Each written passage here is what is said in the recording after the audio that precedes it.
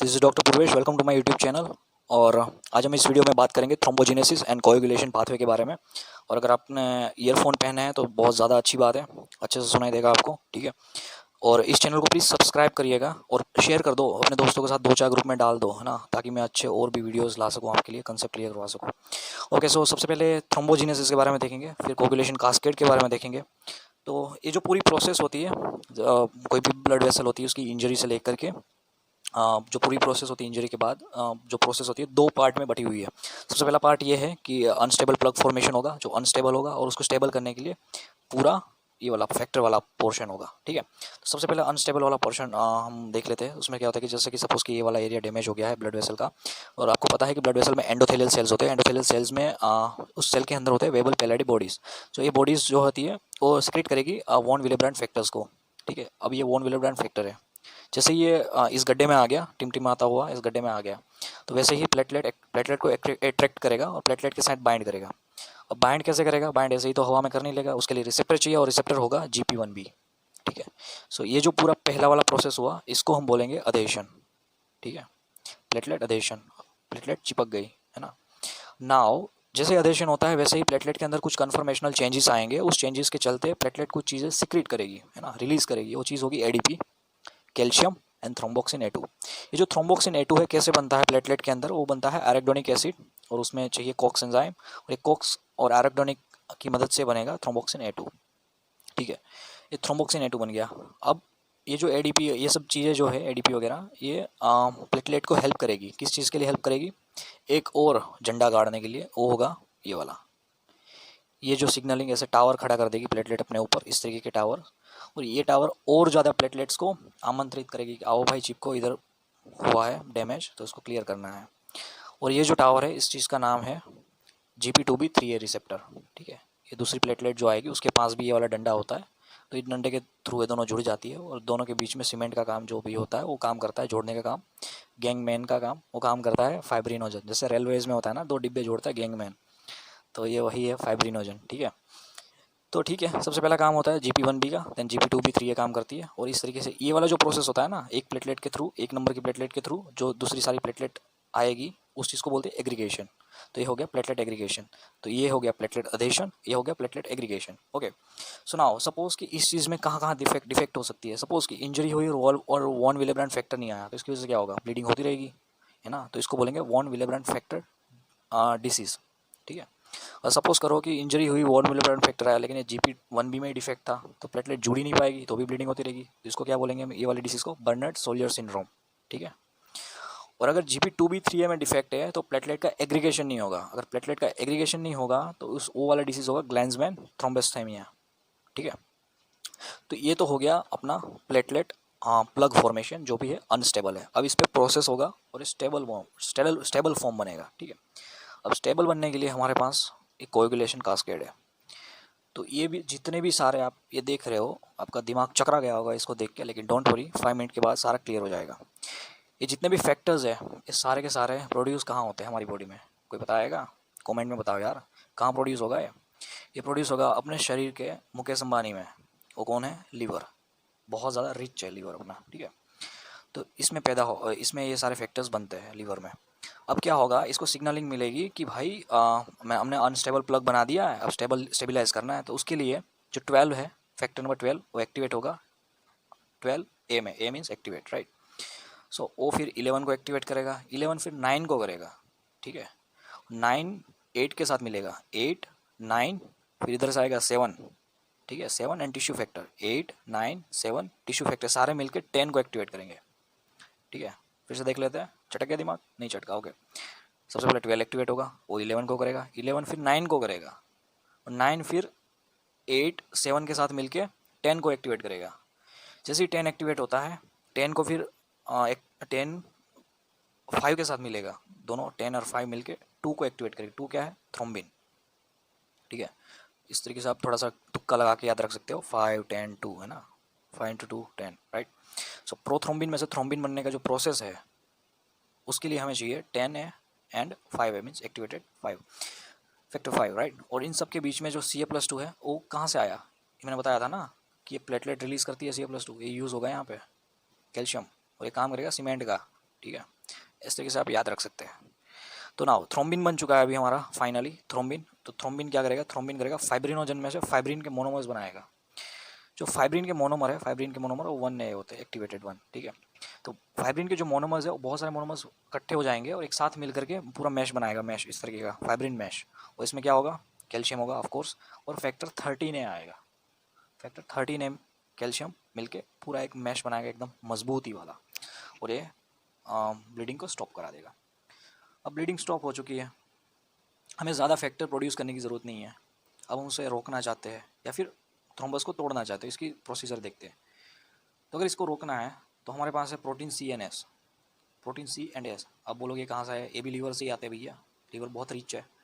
Protein CNS है, protein CNS क्या करते हैं, डिक्रीज़ कर देते हैं 2A मीन्स थ्रोम्बिन को, और 10A, ठीक है, इन दोनों को डिक्रीज़ करते हैं। कैसे डिक्रीज़ करेंगे, by inhibiting 8A and 5A।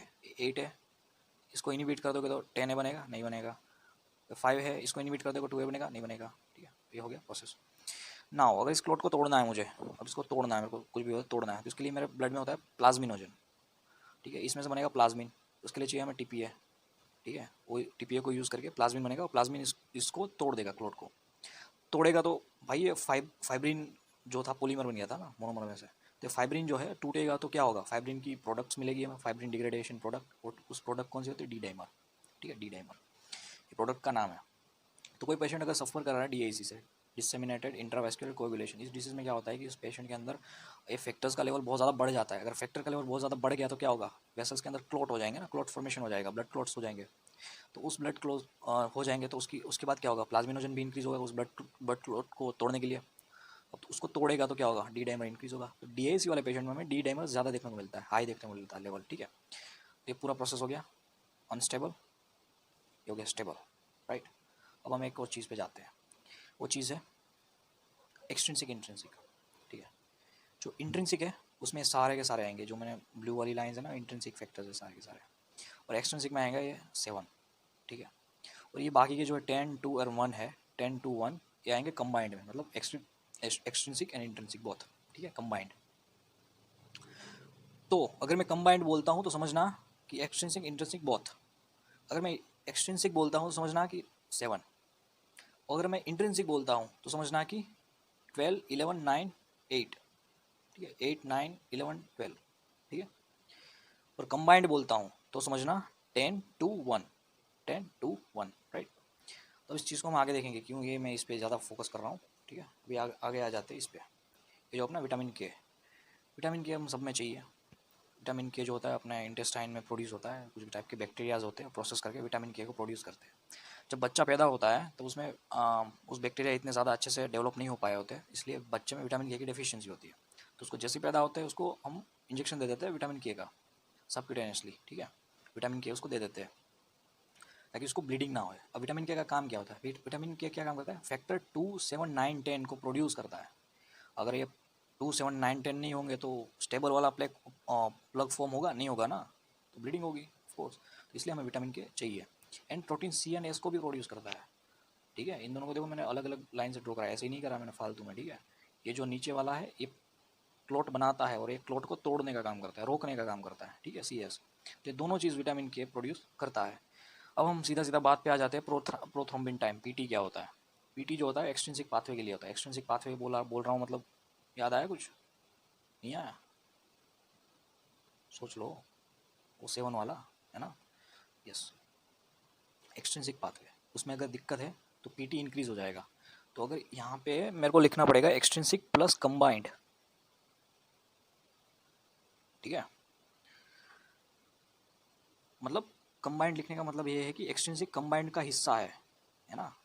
तो अगर एक्सट्रिंसिक में प्रॉब्लम आ रही है तो कंबाइंड में भी प्रॉब्लम आएगी ना, क्योंकि कंबाइंड के अंदर एक्सट्रिंसिक भी आता है। तो अगर मैं बोलूँगा कि एक्सट्रिंसिक में डिफेक्ट हो गया, एक्सट्रिंसिक में डिफेक्ट हो गया, तो कंबाइंड को भी असर पड़ेगा, उसका फ़र्क पड़ेगा। तो इसकी वजह से क्या होगा, अगर कोई भी 1, 2, 5, 7 एंड 10 अगर इसमें डेफिशिएंसी है, ये डिफेक्ट है, 1, 2, 5, 7, 10 में डिफेक्ट है, ठीक है, देख लेते हैं ना फिर से, 1, 2, 5, 7 एंड 10 में डिफेक्ट है, मतलब ये एक्सट्रिंसिक और कंबाइंड, क्योंकि कंबाइंड में एक्सट्रिंसिक आ जाता है। अगर इसका दिक्कत है तो PT इंक्रीज हो जाएगा, क्या हो जाएगा, PT हो जाएगा इंक्रीज। और अगर पीटीटी की बात करते हैं, पार्शियल थ्रोम्बोप्लास्टिन टाइम, अगर इंट्रिंसिक में प्रॉब्लम है, इंट्रिंसिक में कौन कौन से आएंगे, इंट्रिंसिक में कौन कौन से आएंगे, सारे के सारे आ जाएंगे इंट्रिंसिक में, एक्सेप्ट 7 नहीं आएगा इंट्रिंसिक में, और सोचो सोचो और कौन सा एक नहीं आएगा, ऑफकोर्स 13 और 7 के सिवा सारे के सारे इंट्रिंसिक में आ जाएंगे। ये जो मार्क करे तो प्योर इंट्रिंसिक है, लेकिन एक कंबाइंड भी तो इंट्रिंसिक का हिस्सा है ना। ओके, तो अगर पार्शियल थ्रोम्बोप्लास्टिन टाइम अगर इंक्रीज हो गया है, मतलब ऑल फैक्टर्स एक्सेप्ट 7 एंड 13 की अगर इसमें से ऑल फैक्टर्स में दिक्कत है, तो पीटीटी इंक्रीज हो जाएगा। ठीक है, इसको याद कैसे रखोगे, इसको याद कैसे रखोगे, प्ले टेनिस, टेनिस जो होता है ना हम बाहर खेलते हैं, play tennis outside extrinsic, play table tennis inside, ठीक है इंट्रिंसिक। ये जो फोटोज़ है ना, ये वाली जो सारी की सारी ये पेपर्स की फ़ोटोज़ है ना, एकदम नीट एंड क्लीन स्कैन करके मैं अपलोड करूँगा अपने इंस्टाग्राम पे, तो इंस्टाग्राम पे मुझे फॉलो कर लो, ताकि वहाँ से आप स्क्रीनशॉट जो भी चाहो मर्जी हो ले सको। मेरा इंस्टाग्राम है द पैरासीटामोल, फिर जैसे नीचे लीटी है, ठीक है, सर्च मार लेना, पता चल जाएगा ना, स्मार्ट हो सब। सो आईएनआर की बात करते हैं, आईएनआर होता है इंटरनेशनल नॉर्मलाइज्ड रेशियो। ये कैसे निकालते हैं, पेशेंट का पीटी, पेशेंट का पीटी, नीचे कंट्रोल पीटी। ये कंट्रोल पीटी क्या होता है भैया, ये कंट्रोल पीटी ये होता है कि मैंने जैसे 100 बंदे लिए नॉर्मल वाले है ना, और 100 का आईएनआर मैंने चेक करा, मतलब कि जो भी पीटी मैंने चेक करा, 100 बंदों का पीटी चेक करा मैंने, है ना, उस 100 बंदे का पीटी का एवरेज निकाल लिया, वो हो गया कंट्रोल पीटी, मतलब नॉर्मल। तो ये नॉर्मल पीटी हो गया, ऊपर हो गया पेशेंट का, और इसको जब मैं डिवाइड करूँगा तो नॉर्मल आना चाहिए 1, अगर 1 आया तो बंदा नॉर्मल है, अगर ग्रेटर देन 1 है तो प्रोलॉन्ग्ड है, मतलब ब्लीडिंग के चांसेस है। अगर मैं इसकी सर्जरी कर दूंगा, प्रोलॉन्ग्ड है और सर्जरी कर दूंगा, तो उसको ब्लीडिंग फिर स्टॉप नहीं होगी इसकी, ठीक है। तो ये कोई भी सर्जरी करने से पहले, डेंटल कोई भी प्रोसीजर करने से पहले ये चीज़ चेक करते हैं, कोई भी बायोप्सी करने से पहले ये सब चीज़ें चेक करते हैं, कोई भी इंटरवेंशन करना है ना तो ये चीज़ चेक करते हैं, ठीक है, आईएनआर। ओके, अगर पेशेंट डीआईसी से सफ़र कर रहा है ना, मैंने बताया था ना डीआईसी, डिसेमिनेटेड इंटरवेस्कुलर कोएगुलेशन, इसमें क्या होता है, क्लॉट फॉर्म हो जाता है, तो उस क्लॉट को तोड़ने के लिए हमें वारफारिन भी देना पड़ता है ना, दवाई का नाम है वारफारिन। तो वारफारिन जब हम दे रहे होते हैं, तो ये वारफारिन भी आईएनआर को प्रोलॉन्ग कर देता है, ज़्यादा बड़ा कर देता है, ज़्यादा ग्रेटर देन 1 कर देता है, ठीक है। अगर ये ग्रेटर देन 1 और ज़्यादा करेगा ना, मगर वारफारिन को हमें क्लोजली मॉनिटर करना पड़ता है, अगर है ना, इसलिए हमें आईएनआर फ्रिक्वेंटली चेक करना पड़ता है, कहीं डोज में थोड़ा इधर उधर हो गया और आईएनआर ज़्यादा बढ़ गया तो ब्लीडिंग होने लग जाएगी, ऐसे ही बिना किसी सर्जरी के, कुछ नहीं करा होगा फिर भी उसको ब्लीडिंग होने लग जाएगी, इंटरनल ब्लीडिंग है ना। तो इस चीज़ को रोकने के लिए हमें आईएनआर फ्रिक्वेंटली मॉनिटर करना पड़ता है जो पेशेंट वारफारिन ले रहा है उसमें। अब हम बात करते हैं डिसऑर्डर्स पे आते हैं, तो डिसऑर्डर्स जो है वो हीमोफीलिया है ना, haemophilia A, haemophilia B, haemophilia C. इसमें होती है डेफिशिएंसी, ए में होती है डेफिशिएंसी 8, बी में होती है 9, सी में होती है 11, 8, 9, 11। जो 8 और 9 है वो है एक्स लिंक रिसेसिव, और जो सी है वो है एक्स लिंक ऑटोसोमल रिसेसिव। अब इसमें होता क्या है, हीमोफीलिया में फैक्टर की डेफिशिएंसी है, वो परमानेंट वाला जो अपना स्टेबल वाला है क्लॉट फॉर्म नहीं होगा, क्लॉट फॉर्म नहीं होगा तो क्या होगा, हीमार्थ्रोसिस, ब्लीडिंग इनटू द जॉइंट्स होगा, इजी ब्रूसिंग हो जाएगा, मैं उसको चाटा मारूंगा उसको ब्रूसिंग हो जाएगा, bleeding after trauma, bleeding after surgery, bleeding after dental procedures हो जाएगी। इसकी ट्रीटमेंट क्या है, इसको डेस्मोप्रेसिन दे दूंगा मैं, उसके साथ में फैक्टर, अगर उसको हीमोफीलिया ए है तो फैक्टर 8 दे दूंगा, उसको बी है तो 9 दे दूंगा, और उसको अगर हीमोफीलिया सी है तो उसको मैं 11 दे दूंगा, ठीक है ना। अब हम बात करते हैं, अब आपको क्वेश्चन पूछूंगा, मैं दिखाऊंगा नहीं आपको, ठीक है। अगर इस पेशेंट को 8, 9 और 11 की डेफिशिएंसी है, कौन कौन सी, 8, 9 और 11, तो 8, 9, 11 किस में आते हैं, एक्सट्रिंसिक इंट्रिंसिक में, इंट्रिंसिक में आते हैं। इंट्रिंसिक में आएंगे तो क्या इंक्रीज होगा, पीटी या पीटीटी, बताओ, पीटीटी इंक्रीज होगा, ठीक है, और पीटी नॉर्मल रहेगा। अब विटामिन के की डेफिशिएंसी पे आते हैं, विटामिन के कौन क्या क्या है, 2, 7, 9, 10 प्रोटीन सी एस, 2, 7, 9, 10, 2, 7, 9, 10, 2, 7, 9, 10 किस किस में आता है, तो भैया ये तो सब में आ गए हो, 2 आ गया कंबाइंड का, 7 आ गया एक्सट्रिंसिक का, 9 जो है वो आ गया इंट्रिंसिक का, और 10 आ गया कंबाइंड का। तो ये दोनों कंबाइंड हो गया, एक्सट्रिंसिक हो गया, इंट्रिंसिक हो गया। इसमें क्या होगा, पीटी पीटी दोनों इंक्रीज होंगे, पीटी और पीटी दोनों इंक्रीज होंगे, है ना, easy. So thank you so much for watching. वो इंस्टाग्राम पे फोटो जो भी है अपलोड कर दूंगा, देख लेना वहाँ पे, तो पैरासीटामोल उसका नाम है, और यहाँ पे इसको सब्सक्राइब करो और अपने दोस्तों के साथ शेयर करो यार, 2-4 ग्रुप में डालो, उनको भी पता चले कुछ पढ़ने की चीज़ें है ना, तो मैं और सिंप्लीफाइड करके डालूंगा यार अच्छे अच्छे टॉपिक्स, है ना। Thank you so much.